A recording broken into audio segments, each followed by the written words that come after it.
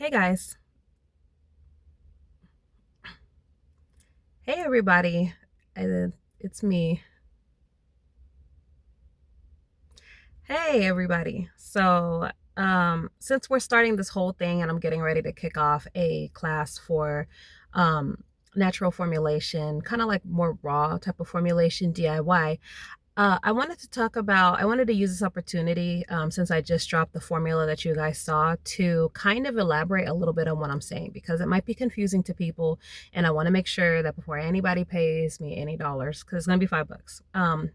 And I'm offering like a free light version of this so you can at least, people can still get some pretty good gems without necessarily having to pay. But I wanted to give you guys kind of like an intro on what to expect out of this and kind of like an example of what I'm talking about so you guys know. So as you can see, I dropped a hair butter and it's kind of like what I personally like to use it as. It would be considered like a conditioner, but I like to use it as a pre-poo. So let me preface this by saying that um, to some extent, you can kind of use like raw homemade products the same way that you use store products, but not really. Not if you want to get the best results out of them. I think that's actually the biggest problem that we have when it comes to formulation is that everybody wants to have the store experience while using natural products, and it's just not realistic or feasible. They're two different types of categories, and this is not to knock any of my formulation friends, brothers and sisters, to say that, oh, like this, I'm not going to be the type to be like, oh, it's fake and synthetic and all this and that is bad for you. I'm just going to base it more off of my own experience. My own experience with synthetics has either been average or subpar. That's just my personal experience. So if you like using them, if you have a better experience when it comes to using store kind of brands and synthetics, I'm happy for you. But this is not, you're probably not part of my audience, and that's okay. Not knocking anybody for that. But my experience has always been that synthetics just don't do it the way that natural products do. And that's also part of the name of my brand and why I chose it. Starting with Genesis and God saying that everything that he made is good. You have to understand when God calls things good, and especially something that he designed specifically for us, in no way, shape, or form is natural obsolete. He made it and gave us the inherent knowledge on how to use it. The only thing when it becomes kind of sticky or it could be dangerous is if you have specific allergies or if you're using things that are concentrated like essential oils, which I don't use because I just try to, for my branding, when I stick to I'm sticking to a more biblical approach. It doesn't necessarily mean that my formulas are found in scripture, but what it does mean is that I tend to use things as God intended and try to leave them as unprocessed as much as possible. I'm also doing this with my food. Granted, knowing that if I go buy shea butter in the store, it has been processed to an extent, but mostly the things that I use are in their most natural state. So that is why I do what I do. I've just personally had a better experience. I think I told you guys in the last video that my mom had a type of lip balm that I loved. It was like from this brand called like Saturday or something like that. Saturday Skin. I loved it. I wanted to see if I can formulate it, and I was just ready to buy it. But after using it for like a week, I started to notice that my skin started needing it. And she had another expensive brand too. I don't remember how to say it, but I started using it for my face, and I felt like it just wasn't, it would feel good at first in the beginning, but after that, my skin kind of got a little bit worse in terms of aging. I'm 35 now. I'm not trying to advance my aging in any way, shape, or form, but that's what happened. And so that kind of got me thinking that I wanted to go back to just making my own everything. So let's talk about the differentiation. Okay, I'll use my conditioner as an example. So, and sorry guys, it's hot. Let me see if I can blow it on. Okay. So sorry, you guys might hear a little bit of noise around here, but I'm hot. um, so the differentiation would be in use, and this would be my recommended way to use this type of shampoo. Okay. So when it comes to like a regular conditioner, you use it in the shower, and then you wash your hair first, and then you put it on, and then you apply the conditioner, you comb through it, and then you rinse it out. So you all use it in the shower. When you're using a natural product that does not have any preservative, this is very problematic, because even if you open it in while you're in the bathroom and have it in there, even if it doesn't have any humectant like types of ingredients like honey or vegetable glycerin. Somebody recently told me clays. I don't know about that, but let's just, for sake of argument, let's just say that, right? Even if you open it in the atmosphere, it's going to get water in it. Okay, so you can't just reach out of the shower, dry your hands really quick, and even trying to dry hands is sketchy because your skin retains some form of moisture, and you can't put wet hands in the jar. This is how you're going to get mold. So then that's where people would tell you, oh well, because you have to use preservatives, or you have to just make it as a one-time use product. Now, there are rules to formulation in general and using products, but they're different in each way. You get to be more flexible and kind of careless. And I hate just to say this, or you just don't have to think so much when it comes to using store-bought products. It's also formulated for convenience, not just as a matter of sitting on the shelf, but to kind of calculate the customer mistakes. So they put preservatives and stabilizers in it so that even when it's exposed to all different types of things, right? Even if it's in a sealed bottle and water happens to get in somehow, your product's still most likely going to be okay with all the synthetics in it, right? And with a natural product, you're not going to have that. It's going to be a little bit more difficult. You have to plan it out. So what I would recommend that you do for the natural product, and what I do on most occasions, is I will, knowing that I'm going to go in the shower, right? First of all, instead of using it after the shampoo, I plan to use it as a pre-poo, which means you just put it on before you shampoo. So in that sense, what I like to do is I have my little Petri dishes. You can get like a small dish or a small bowl. You don't have to have anything particularly fancy. And then while it's completely dry before any water is run, I'll scoop whatever size that I want out in a dry area and put it into my little container that I'm going to use and have it ready to go.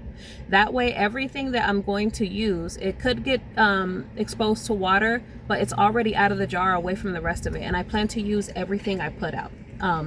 So that way I'm not exposing the jar of things. And also, instead of making in larger batches, I make in smaller batches.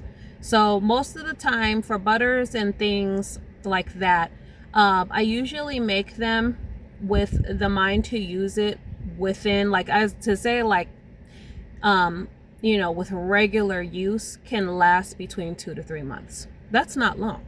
So it is kind of a little bit more inconvenient, but the results I see are fantastic. And then so once I put it in a small Petri dish, then what I do is I just rinse my hair. I just get it wet. I don't wash it yet. And then I put it on. And my hair is also what's called low porosity. So that means that when I put products, they can get heavy and just sit on my hair. So I like to wet it first, and then I like to apply the pre-poo. And I let it sit. Sometimes I'll let it sit for a whole day, tie it up in a bun and go. And then the next day I'll come and wash it out. And then afterwards, and then I'll wash it out with my shampoo. And then that way, like, my hair still retains all the nutrients and it's not weighed down. It's light and fluffy the way that I like it, instead of looking all extra oily. And then afterwards, I'll put like a light, like my little olive rose oil I put on there. I'll put that in my hair. And sometimes I do have some stuff with essential oils in it, just because I really like the aromas. Like I have one that has coffee and peppermint and lang lang, and it smells amazing. So this is not to knock essential oils either, but just to say in my formulations that I consider more biblical. So I'll put my oil in it, and then while it's still wet, and then just kind of air dry and let it go. And so see, this is a different procedure than you would expect with that. It takes a little bit more time. It takes a little bit more planning. It takes a little bit more making, and it may not always be cheaper. But I 100% from my own experience will always do this way. And those of you guys that like are more naturalistic understand it. So raw formulation, really what I call it that is, it's just the minimal amount of processing that you can possibly get your hands on. And when I say synthetic, I know it sounds like a bad or scary word. Like I said, I'm not knocking it. I've definitely had it, used it, made it myself. But it just doesn't seem, in my experience, even whenever, not just my own formulations, but whenever I get professionally formulated products, just doesn't have the same experience, and it just doesn't nourish me.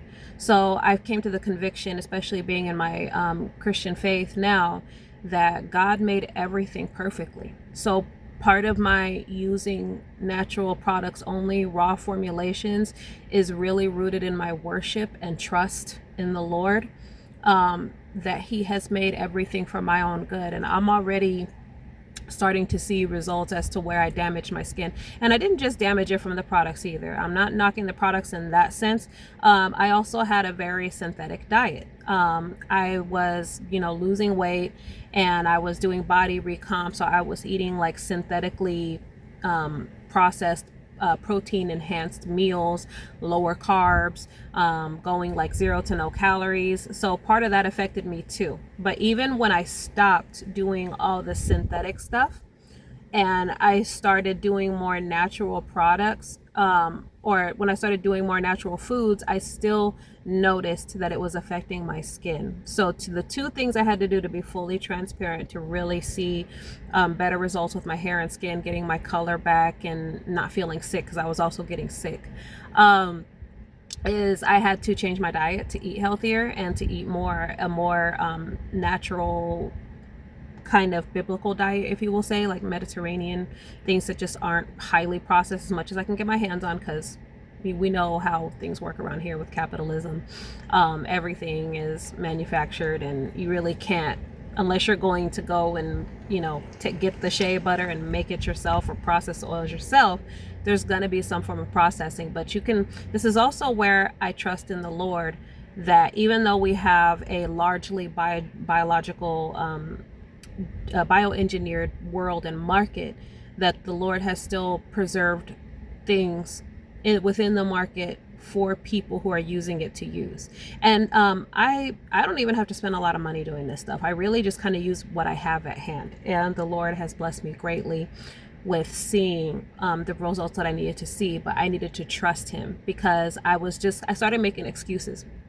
It's like, oh, I don't have time, I don't have money, to be buying like all these different ingredients anymore, stuff like that. And oh, well, everything's engineered anyway, everything's GMO, nothing is really raw anymore.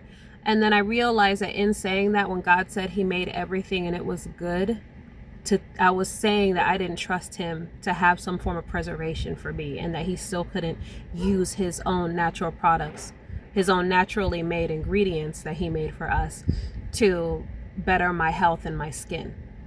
And so once I changed that mentality, everything changed. And so what I'm going to be explaining in my classes is this process of each of the products, how you're going to use them, how you can also in that instruct and market them to a certain people. Here's the thing. You're going to get some people that are going to nitpick, and they're going to try to attack you, and they're going to say you can't do things this way. The Lord is going to send you, your community, and people, and trust me when I say it's not going anywhere. The natural world, none of the opposition, whether it be God's, whether it be people nitpicking your formula, saying you can't do natural, or people, coming to attack you in one way, shape, or form. Something my pastor said is that opposition cannot frustrate the plans of God. So if you're doing this and you're serving and you're in the Lord, and this is your calling, this is your craft, I feel that those who are naturally inclined in creating have a gift from the Lord that's endowed, and to go help others. That's what I believe wholeheartedly now. And so don't try to worry about the mainstream marketing and people pleasing. Don't worry about people pleasing, worry about serving the Lord. And when you do that, the Lord's going to bring, when you worry about that, the Lord is going to bring people to you. And he's going to bring the right amount of people. Don't worry about going viral, about hitting numbers like that. Just diligently show up in your element. And I'll do another class too that talks a little bit about, maybe a video that talks a little bit more in depth about marketing and how to do it, and not to fall into a worldly way of doing it, because it's easy to fall into that trap and thinking that you need to keep up with the Joneses and doing everything that everybody else does. But the reality behind it is that you don't have to, and I'm living proof of that. Whenever I tried and did all the marketing tactics and everything was actually when I sold the least amount of products. But when I let everything flow from being a servant and doing as the Lord, and this is even whenever I wasn't following the Lord, but for the most people, understand, if you ain't Christian, this ain't really gonna work like that. But but I've always believed in the Lord. So even whenever I was working from a place of just my talent, he brought me people and it was effortless. I never had a huge viral business, and it still made well into the 6 figures altogether. I've probably around $1 million in 5 years, which doesn't sound a whole lot, but when you're a small business, and for us regular people in life, that was pretty prosperous. And I think I could have gone farther if I would have maybe been more rooted in the Lord, but I know I had some things to learn, so I'm grateful for everything. But so with the class, I'm going to go into that. I'm going to go into the marketing aspect of it. I'm going to go into how to use the formulations. I'm going to give you formulas, and all the formulas, like I said, they're going to be free for everybody. So whether you purchase anything from me or not, join the Patreon and you're going to see those formulas that I post for free. And I'm going to explain how to use them. Some of them might be similar to how you use the store products, and I'm going to give you that that information so that you can know. But most of this is going to be different. How you're going to formulate, the mindset you're going to have, how you're going to market it, how you're going to give people education on using this is different. And understand also, your education and educating other people is going to be your marketing. When you open people up to this avenue and you tell them something revolutionary like, hey, I want my products to expire, people are going to go nuts and be like, what do you mean? You want people to use mold? No, I don't want people to use mold, or I don't want to slather mold on my face. But just like my foods and what I put in my body, I don't want something that's going to last longer than me and then to be put onto my body. It's just whenever you do notice that things expire sooner, or you will make a smaller amount knowing that it expires sooner, it's just a different shift, but it doesn't make the product inherently bad. Just like they tell you chemicals don't make the product inherently bad.